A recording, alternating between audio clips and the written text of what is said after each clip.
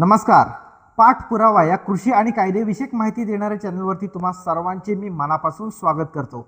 तर मित्रांनो, कृषी निविष्ठा विक्रेत्यांसाठी कृषी विस्तार सेवा पदविका अभ्यासक्रम याची एक्झाम लागली आहे. त्याच्या अनुषंगाने आपण व्हिडिओ बनवत आहोत. मागचे 3 व्हिडिओ तुम्ही पाहिले नसतील तर निश्चितच तिन्ही व्हिडिओ बघून घ्या. त्याच्यामध्ये मी डिटेल्समध्ये काही इम्पॉर्टंट मुद्द्यांविषयी माहिती दिलेली आहे आणि त्याच्याच अनुषंगाने ही चौथा भाग आहे आणि ही चौथी व्हिडिओ आहे. याच्यामध्ये आपण एकात्मिक कीड व्यवस्थापन याच्याविषयी डिटेल्समध्ये माहिती घेणार आहोत. तर याच्यामध्ये एकात्मिक कीड व्यवस्थापन म्हणजेच काय, याची व्याख्या काय आहे, ही व्याख्या एक्झामला लिहायला येऊ शकते. आणि एकात्मिक कीड व्यवस्थापन कसं करतात, त्याचे प्रकार काय आहेत, याची तपशीलवार माहिती या व्हिडिओच्या माध्यमातून आज आपण घेणार आहोत. तर कोणताही उशीर न करता आपण आपल्या व्हिडिओला सुरुवात करूया. तर मित्रांनो, मागे स्क्रीनवरती तुम्हाला दिसते बघा, एकात्मिक कीड व्यवस्थापन. तर याच्यामध्ये नैसर्गिक कीड व्यवस्थापन असा एक मुद्दा आहे आणि त्याच्यामध्ये निसर्गातील किडींची संख्या किडींच्या सभोवतालच्या जैविक आणि भौतिक घटकांमुळे ठराविक पातळीवर संतुलित राखली जाते. यास नैसर्गिक कीड नियंत्रण असे म्हणतात. यात माणसाचा फारसा हस्तक्षेप नसतो.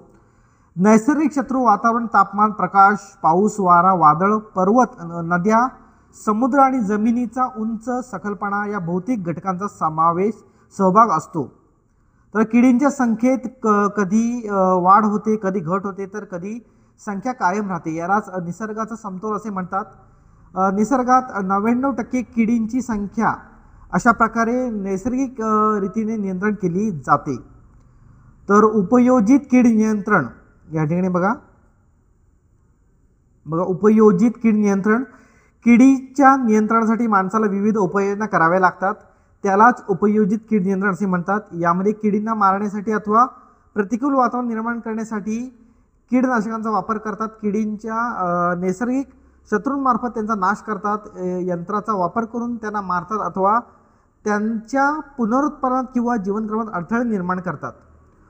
उपयोजित कीड नियंत्रण या ठिकाणी एकात्मिक कीड नियंत्रण म्हणजेच काय, तर एकच पर्याय न वापरता वेगवेगळे पर्याय वापरणे कीड नियंत्रण करण्यासाठी म्हणजेच काय, तर एकात्मिक कीड नियंत्रण. एक थोडक्यात तुम्हाला समजण्यासारखी मी व्याख्या सांगतोय. याच्यामध्ये उपयोजित कीड नियंत्रण या ठिकाणी म्हणलेलं आहे. याच्यामध्ये सुद्धा वेगवेगळ्या पद्धती सांगितलेल्या आहेत आणि याच पद्धती म्हणजे काय, तर एकात्मिक कीड नियंत्रण. वेगवेगळ्या पद्धतींचा अवलंब करून कीड नियंत्रण करणे म्हणजेच एकात्मिक कीड नियंत्रण होय. आणि याच्यामध्ये मी तुम्हाला सर्वप्रथम या व्हिडिओच्या माध्यमातून कीड नियंत्रण करण्याच्या ज्या पद्धती आहेत त्या या ठिकाणी हायलाईट करतो. एकूण 4 पद्धती आहेत. त्याच्यामध्ये पहिली बघा, यांत्रिक आणि भौतिक कीड नियंत्रण. आणि याच्यामध्ये सुद्धा एक सब पॉईंट किंवा अजून काही पॉईंट दिलेले आहेत. आपण प्रमुख 4 बघूया. पहिलं बघा, यांत्रिक आणि भौतिक कीड नियंत्रण. त्याच्यानंतर दुसरा जो आहे या ठिकाणी दुसरा जो पद्धत आहे ती मशागत करून कीड नियंत्रण, ही दुसरी पद्धत आहे. त्यानंतर तिसरी पद्धत जी आहे हे बघा 3 नंबर, जैविक कीड नियंत्रण. आणि त्याच्यानंतर चौथी आणि जी सगळ्यात पॉप्युलर अशी जी आहे, जी रेग्युलर आपण सगळे वापरतो, रासायनिक कीड नियंत्रण. अशा या 4 कीड नियंत्रणाच्या पद्धती आहेत. पुन्हा एकदा मी सांगतो, एक रासायनिक कीड नियंत्रण, त्याच्यानंतर 3 नंबरला जी येते ती जैविक कीड नियंत्रण, त्याच्यानंतर 2 नंबरला आपण म्हणतोय मशागत करून कीड नियंत्रण, आणि त्याच्यानंतर बघा पहिली जी आहे ती यांत्रिक आणि भौतिक कीड नियंत्रण. आता याच्यामध्ये एक सब पॉईंट पडतात. सुरुवातीला तुम्हाला प्रश्न आल्याच्या नंतर कीड नियंत्रणाच्या ज्या पद्धती आहेत, एकात्मिक कीड नियंत्रण म्हणजे काय आणि कीड नियंत्रणाच्या पद्धती लिहा.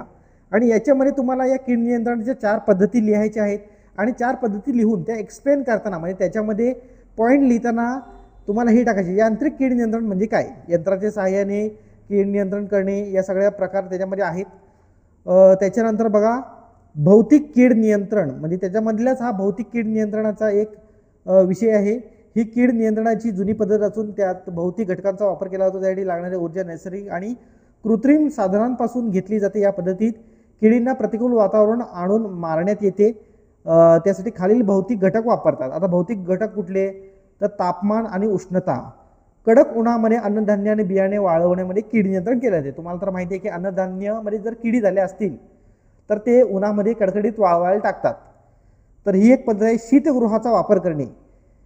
शीतगृहामध्ये बटाट्यावरील पतंगामुळे होणारे नुकसान कमी करण्यासाठी बटाटे शीतगृहामध्ये साठवतात, म्हणजे हा एक कीड नियंत्रणाचा भाग आहे.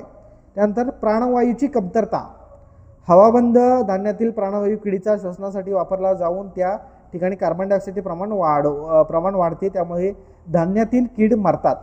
या ठिकाणी किडीचा प्रादुर्भाव धान्यामध्ये कुठे होऊ नये म्हणून ते सील बंद करतात. सगळ्यात महत्त्वाचा मुद्दा तोच एक आहे. ह्या भौतिक कीड नियंत्रणाचे सगळे हे प्रकार आहेत. आर्द्रता. धान्यातील आर्द्रतेचे प्रमाण 10% पेक्षा अधिक असल्यास धान्याला किडीचा जास्त प्रादुर्भाव होतो. त्याच्यामुळे धान्य काय करतात, तर भात असेल, आपला नाचणी असेल, गहू असेल, हे चांगलं ऊन त्यांना दिलं जातं, उन्हामध्ये चांगलं वाळवले जातात. अशा प्रकारचं कामकाज हे केलं जातं कीड नियंत्रण करण्यासाठी. त्याच्यानंतर पुढे बघा, प्रकाश सापळे देखील आहेत. वेगवेगळे प्रकाश सापळे वापरून या ठिकाणी कीटक प्रकाशाचे आकर्षक होऊन सापळ्यात अडकून मरतात. अशा प्रकारचा हा एक विषय आहे. रंगीत सापळे आणि कामगंध सापळे हा एक प्रकार आहे. तर नोट्समध्ये सगळं डिटेल्समध्ये दिलेले आहे, तुम्ही वाचू शकता. मी महत्त्वाचे 4 पद्धती तुम्हाला सांगितलेल्या आहेत आणि त्याच्यामधील काही सब मुद्दे आहेत, म्हणजे त्याच्या आतमधीतले काही जे भाग आहेत ते मी तुम्हाला या ठिकाणी वरवर एक्सप्लेन करून सांगतोय. मशागत करून कीड नियंत्रण. आता मशागतीमधून काय करायचं बघा, कीड नियंत्रणाची एक जुनी पद्धत असून ती मशागतीच्या विविध कामांशी संबंधित आहे. पिकाची पेरणी अथवा लागवड करण्या अगोदर पीक शेतात असताना पीक कापणीनंतर जी कामे करण्यात येतात त्यापैकी काहींमध्ये किंचित बदल करून कीड नियंत्रण करता येते. मशागतीमुळे पीक जोमाने वाढले तर किडींना हानिकारक वातावरण तयार होऊन त्यात मरतात. असा सगळा हा विषय आहे मशागत करून कीड नियंत्रण. त्याच्यानंतर बघा, कीड विरहित शुद्ध बियाण्यांचा वापर पहिला करायचा आहे. नांगर कुळपणी करणे, झाडांना मातीचं भर देणे, या सगळ्या व्यवस्थापनाच्या ज्या पद्धती आहेत त्यासुद्धा कीड नियंत्रणामध्ये येतात आणि मशागतीच्या पद्धतीमध्ये येतात. शेतामध्ये आपण जी मशागतीची कामं करतो ते का करतो, तर किडीचा प्रादुर्भाव होऊ नये म्हणून. तर सगळ्यात महत्त्वाचं बाब आहे. तर रंगीत सापळे हे सगळ्या गोष्टी झाल्या. प्रकाश सापळे झाले. जैविक कीड नियंत्रण म्हणजे जैविक घटकांचा वापर करून कीड नियंत्रण केले जातं, त्याला जैविक कीड नियंत्रण म्हणतात. आणि त्याच्यामध्ये बघा, माणूस आणि इतर प्राण्यांप्रमाणेच किडींना सुद्धा नैसर्गिक शत्रू आणि रोगकारक सूक्ष्मजीव असतात. किडींच्या नियंत्रणासाठी परोपजीवी, परपक्षी कीटकांचा, इतर प्राण्यांचा तसेच रोगजंतूंचा वापर करणे म्हणजे जैविक कीड नियंत्रण करणे होय. त्यासाठी जैविक कीड नियंत्रणामध्ये कोणत्याही किडीचा समूळ नाश व्हावा असा हेतू नसतो, तर कीड आणि तिचे नैसर्गिक शत्रू वातावरणात एकत्र राहून किडींची संख्या पिकांचे आर्थिक नुकसान करणे इतक्या पातळीच्या खाली राहावी असा असतो. तर किडींचे जैविक नियंत्रण त्याचे परोपजीवी आणि परभक्षी कीटक, रोगकारक सूक्ष्म जीवाणू, विषाणू, बुरशी, प्रोटोझुआ, बेडूक, या ठिकाणी बेडूक तुम्हाला माहिती आहे कीटक खातात, मांजरी, पक्षी, सूत्रकृमी, मासे, या विविध जीवांचा उपयोग होतो. किडींचे एकापेक्षा अधिक नैसर्गिक शत्रू असल्या जास्त कार्यक्षम शत्रू किडींच्या जैविक नियंत्रणासाठी वापरावेत. तर मित्रांनो, सगळ्यात पर्यावरणाला पूरक अशी आणि पर्यावरणाचा समतोल राखणारी, पर्यावरण प्रेमी अशी ही जैविक कीड नियंत्रणाची पद्धत आहे. याच्यामध्ये काय, तर बेडूक तुम्हाला माहिती शेतामध्ये असतो. एक उदाहरण म्हणून भात शेतीचं सांगतो. भातावरील तुडतुडे असतात, काही किडे असतात. बेडूक असेल तर ते किडे खातो, तुडतुडे खातो. त्याच्यानंतर त्याच्यामध्ये अशा प्रकारे हे बायोलॉजिकल कीड नियंत्रण किंवा जैविक कीटकांचं नियंत्रण असं हा सगळा विषय आहे. त्याच्यामध्ये तुम्ही हे सगळ्या गोष्टी लिहू शकता. एक कन्सेप्ट क्लिअर व्हावी म्हणून तुम्हाला मी या गोष्टी सगळ्या या ठिकाणी सांगितलेल्या आहेत. जैविक कीड नियंत्रणाचे महत्त्व आणि वाटचाल. या ठिकाणी बघा, कीटकनाशकांचा बेसुमार वापरामुळे वातावरणात प्रदूषण वाढते, परंतु या जैविक कीड नियंत्रणामुळे वातावरणाचा समतोल राखला जातो. अशा प्रकारचा हा सगळ्या मुद्दे आहेत, ते सुद्धा तुम्ही उत्तर वाढवण्याच्या दृष्टीने लिहू शकता.